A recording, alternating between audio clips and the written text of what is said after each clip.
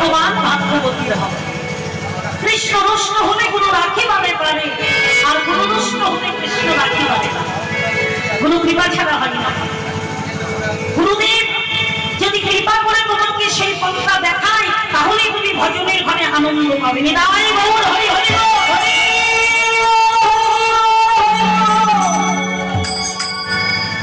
কোন পথে গেলে কৃপা হয়, ওই পথ একমাত্র তোমাকে গুরুদেব জানাও। অনেক পথ আছে, ভিন্ন ভিন্ন পথ আর ভিন্ন ভিন্ন মত, গন্তব্য স্থান এক ছাড়া দ্বিতীয় কিছু।